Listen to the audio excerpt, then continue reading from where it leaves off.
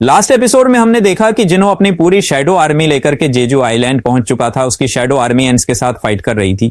इधर जिन वो बाकी हंटर्स को ड्रिंक पिला करके हील कर देता है, सिर्फ चा को छोड़कर, क्योंकि उसकी हालत ज्यादा खराब थी।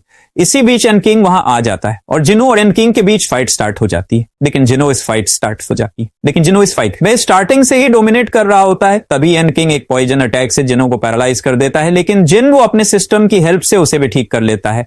इसके बाद एंड किंग डिसाइड करता है कि वो अपनी स्पीड और भी ज्यादा बढ़ा करके फाइट करेगा, लेकिन जिन वो उस स्पीड बैटल में भी डोमिनेट करने लगता है। एक टाइम के बाद एंड किंग काफी ज्यादा हो जाता है तो वह सारे एंड्स को बुला लेता है, लेकिन जिन वो भी अपनी शैडो आर्मी को बुला लेता है और सबको मार देता है।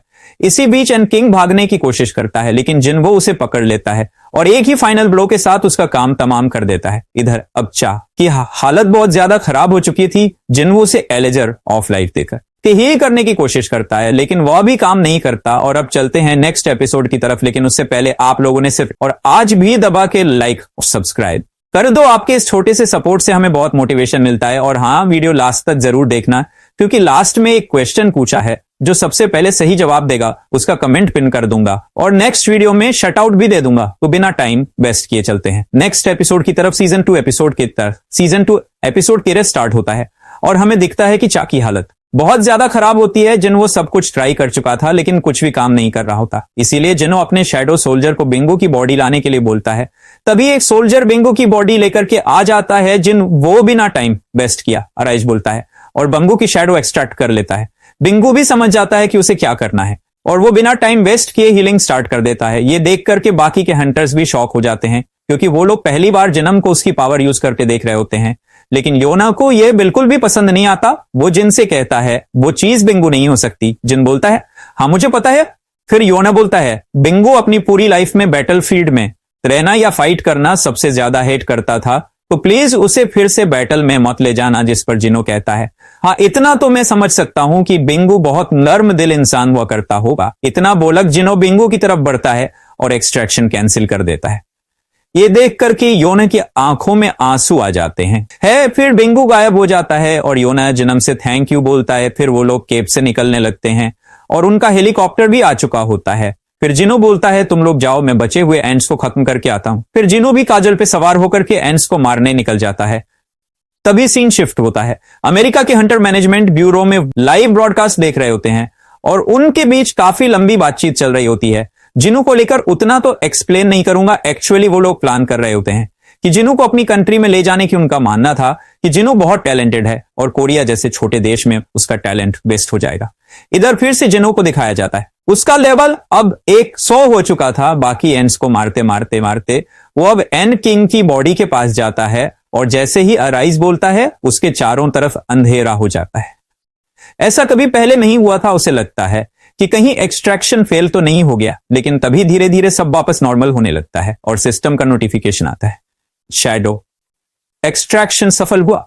अब एन किंग फाइनली जिनो के शैडो आर्मी का हिस्सा बन चुका था। वो नोटिस करता है कि एन किंग का रैंक जनरल होता है, जो उसके लिए काफी सरप्राइजिंग होता है, क्योंकि अब तक उसके शैडो आर्मी में हाईएस्ट रैंक इलाइट नाइट था, जो इग्रेस का था। जिन वो समझ जाता है कि एंड किंग उसके अब तक के स्ट्रॉन्ग शैडो सोल्जर है। फिर जिन वो एंड क्वीन की शैडो एक्सट्रैक्ट करने जा रहा होता है, तभी पीछे से आवाज आती है माई किंग प्लीज मुझे एक नाम दो। जिन वो शॉक हो जाता है ये देख करके कि एंड किंग की शैडो बनने के बाद भी बोल सकता है।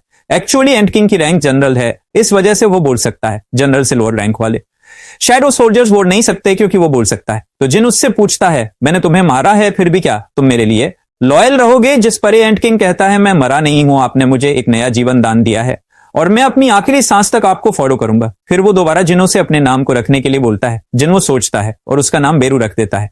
वैसे आप लोगों को पता है क्या कि जिन वो ने उसका नाम बेरू ही क्यों रखा है? अगर आपको पता है तो कमेंट में जरूर बताना। अब जिन वो दोबारा एन क्वीन के शैडो एक्सट्रैक्ट करने जाता है और अराइज बोलता है एन क्वीन के शैडो एक्सट्रैक्ट हो जाती है और उसकी भी रैंक जनरल होती है।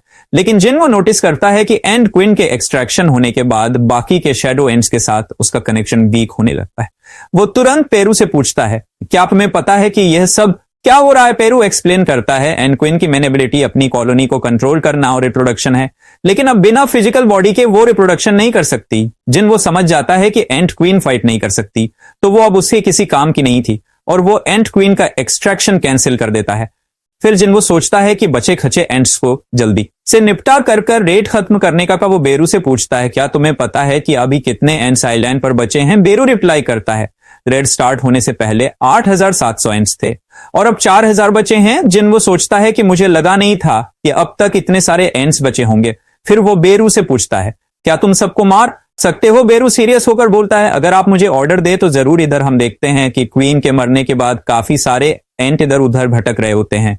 कोरियन हंटर जो आइलैंड के पास होते हैं वो इन बचे खचे एंट्स को मार रहे होते हैं, लेकिन एंट्स की संख्या ज्यादा होने की वजह से उनको दिक्कत हो रही थी। तभी एक चीज काफी तेज स्पीड से उनके सामने से गुजर जाती है और जितने भी एंट्स उसके रास्ते में होती है सबको मार देती है। किसी को समझ नहीं आ रहा होता है। इनफैक्ट ए रैंक और बी रैंक हंटर्स को तो कुछ दिखता भी नहीं है, ये और कोई नहीं बल्कि बेरू होता है।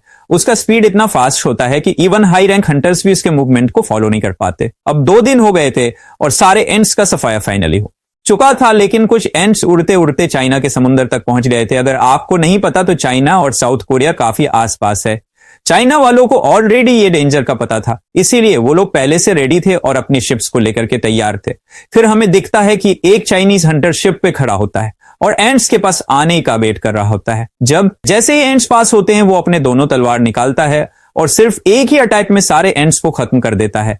ये हंटर एक्चुअली एक नेशनल लेवल हंटर होता है। अगर आपको नेशनल हंटर के बारे में नहीं पता तो मैं बता दूं कि पूरे वर्ल्ड में सिर्फ 5 नेशनल लेवल हंटर हैं। उनका पावर इतना ज्यादा स्ट्रांग होता है कि एस रैंक हंटर भी उनके सामने कुछ नहीं है और ये हंटर उन्हीं 5 में से एक है। अगर आपको इसका नाम पता है तो कमेंट में जरूर बताना। अब सीन शिफ्ट होता है अमेरिका में, जहां हम एक और नेशनल लेवल हंटर दिखता है। थॉमस एंड्रे ये कोई आम हंटर नहीं होता, ये करेंटली वर्ल्ड का सबसे पावरफुल हंटर होता है।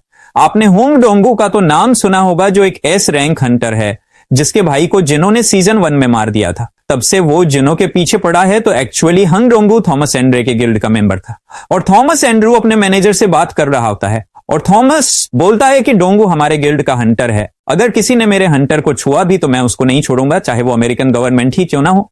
अब आगे बढ़ने से पहले एक सवाल मेरे मन में आया अभी जस्ट भाट।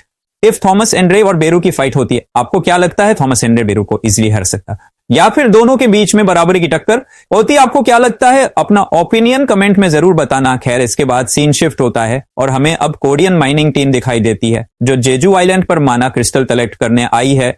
उनके साथ कुछ ए रैंक हंटर भी होते हैं ताकि अगर कोई एंट बचे हो तो उनसे डील कर सके जब वो माना क्रिस्टल कलेक्ट कर रहे हैं। तभी उन्हें एक अजीब सा इंसान दिखाई देता है। वो श्योर नहीं होते कि वो मंस्टर है या इंसान, इसीलिए उसको वो रोकने की कोशिश करते हैं। तभी एक और मंस्टर आ जाता है और जैसे ही वो चुटकी बजाता है जितने भी हंटर वहां होते हैं सब तुरंत बेहोश हो जाते हैं। एक्चुअली ये दोनों और कोई नहीं बल्कि एक बीस्ट मोनार्क और एक फ्रॉस्ट मोनार्क होते हैं। बीस्ट मोनार्क बोलता है, ये उसकी पावर लग रही है? फ्रॉस्ट मोनार्क रिप्लाई करता है, हाँ बट मुझे ये समझ नहीं आ रहा कि वो इंसानों की मदद क्यों कर रहा है। बीस्ट नार्ट कहता है, तो जाओ खुद जाके पूछ लो।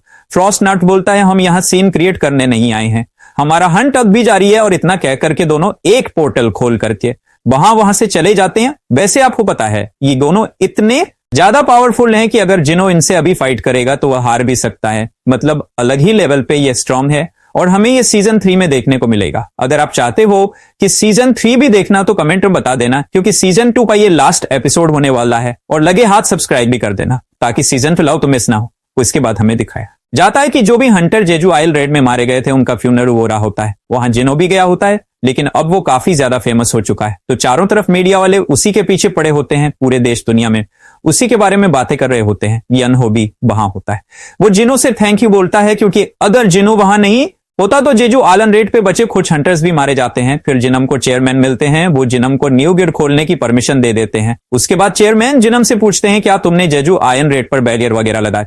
क्योंकि जो माइनिंग टीम वहां गई थी वह अचानक बेहोश हो गई थी और जब वो होश में आए तो उन्हें कुछ भी याद रहता है नहीं, मैंने ऐसा कुछ नहीं किया और ऐसा मैं कर भी नहीं सकता हूं। उनको लगता है कि शायद एंट्स ने ही कोई ट्रैप वगैरह लगाए होंगे। फिर वो लोग वहां से चले जाते हैं और जिन वो अपनी कार में बैठने जा रहा होता है। तभी वहां अमेरिकन ब्यूरो ऑफ हंटर का एक बंदा आता है जिसका नाम एडम होता है। वो बता रहा होता है कि उनके डिप्यूटी डायरेक्टर को जिनों से एक इंपॉर्टेंट बात करनी है। एडम कहता है कि हमें आपको एक इंपॉर्टेंट इंफॉर्मेशन देनी है जो कुछ सिलेक्टेड हंटर्स को ही पता है। क्या आप प्लीज हमारे साथ ऑफिस चल सकते हैं? वहां आ सकती है, लेकिन जिन वो सीधा मना कर देता है और कहता है कि मेरे पास इन सब चीजों के लिए टाइम नहीं है। इस पर एडम कहता है कि मुझे पता था कि आप ऐसे नहीं मानोगे, इसीलिए हम आपसे यह इंफॉर्मेशन छुपाने वाले नहीं। फिर वो कहता है कि हमारे पास एक हंटर है जो किसी भी हंटर की पावर को बढ़ा सकता है, हम सिर्फ कुछ गिने चुने लोगों को ही चूज करते हैं। ये सुनकर के जिन वो थोड़ा इंटरेस्टेड हो जाता है और एडम के साथ चला जाता है। वहां पहुंचने के बाद जनवा माइकल से मिलता है जो डेप्यूटीज एक डील प्रपोज करता है। अगर तुम कोरिया छोड़ के हमारे लिए अमेरिका के हंटर बन जाओगे तो मैं तुम्हारी पावर और भी ज्यादा अपग्रेड कर दूंगा। जिनो कहता है मैं कैसे मान लूं, क्या ये सच में पॉसिबल है? तभी माइकल एक हंटर को बुलाता है जिसका नाम मिस सेलर होता है। माइकल कहता है कि डेमो के लिए तुम्हारी पावर 20 से 30 पर फ्री में बढ़ा देंगे, इसके बदले कुछ नहीं चाहिए, लेकिन अगर तुम यूएस सिटीजन बन जाओगे तो तुम्हारी पावरफुल अनलॉक कर दी जाएगी। फिर मिस सेलर जिनो से कहती है हर हंटर की पावर का एक लिमिट होता है और मैं अपनी एबिलिटी से उनको बढ़ा सकती हूं, लेकिन उसको क्या पता था कि जिनम की कोई लिमिट ही नहीं है। खैर, इसके बाद वो जिनो का हाथ पकड़ती है और उसके आंखों में देखने लगती है। फिर वो जिनो के सोल के अंदर झांकने की कोशिश करती है, लेकिन अंदर सिर्फ अंधेरा होता है। तभी उसे एक मॉन्स्टर दिखाई देता है जो उसकी तरफ आंखों में आंखें डालकर देख रहा। ये देखते ही मिस सेलर काफी डर जाती है और तुरंत जिनो का हाथ छोड़ देती है और डर के मारे कांपने लगती है, क्योंकि इससे पहले आज तक उसके साथ ऐसा कभी नहीं हुआ था। ये देख के वहां के सारे हंटर्स जिनो पे बंदूक तान देते हैं। माइकल चिल्लाता है दंस नीचे करो। फिर वो जिनो से सॉरी बोलता है। जिनो भी सोच रहा होता है कि वो इतना डर क्यों गई है, आखिर उसने ऐसा देखा क्या? फिर वो तुरंत मिस सेलर को रेस्ट करने के लिए ले जाते हैं और जिनो से कहते हैं कि शायद आज मिस सेलर की तबीयत खराब है, हमें माफ करना, किसी और दिन हम इस प्रोसेस को कंटिन्यू करेंगे। जिन वो भी वहां से चला जाता है। इधर ये लोग मिस सेलर से पूछ रहे होते हैं कि उसने ऐसा क्या क्या देखा। वो बताती है कि वो एक किंग है और बहुत ही ज्यादा पावरफुल है, उसकी पावर की कोई लिमिट नहीं है। इधर हमें चेयरमैन देखते हैं, उनको एक कॉल आता है। कॉल पर उनको एक बी रैंक गेट की इंफॉर्मेशन मिलती है जो अभी अभी खुला है और वो भी बीच सड़क पे, लेकिन उस एरिया में कोई हंटर अवेलेबल नहीं था। अगर किसी को बुलाते तो बहुत टाइम लग जाता। तभी उनको याद आता है कि उस एरिया में जिनो भी है। वो तुरंत जिनो को कॉल करते हैं और गेट की इंफॉर्मेशन देते हैं और उसको वहां जाने के लिए बोलते हैं। जिन वो बिना देरी किए तुरंत वहां चला जाता है। जैसे ही वो गेट के अंदर जाता है वो एक रेड गेट बन जाता है और गेट बंद हो जाता है और जिनो को भी समझ आ जाता है कि ये एक रेड गेट है। इसका मतलब ये है कि इस बार उसको थोड़ा और ज्यादा मेहनत करनी पड़ेगी। फिर बिना टाइम वेस्ट किए जिन वो अपने शैडो आर्मी को बुला लेता है और एक एक करके सारे मॉन्स्टर को मारना शुरू कर देता है। फिर नटर बोल रहा होता है कि एक हंटर का जन्म सिर्फ हंट करने के लिए होता है, चाहे एनिमी कोई मॉन्स्टर हो या इंसान, उनको सावधानी से रहना होगा ताकि कोई दूसरे हंटर का शिकार ना हो जाए। खास करके हाई रैंक हंटर्स को और भी ज्यादा सतर्क रहना होगा, चाहे उन्हें हजारों हंट्स पर क्यों न जाना पड़े। उनका हंट कभी खत्म नहीं होने वाला है। और इसी के साथ सीजन 2 का लास्ट एपिसोड खत्म हो जाता है।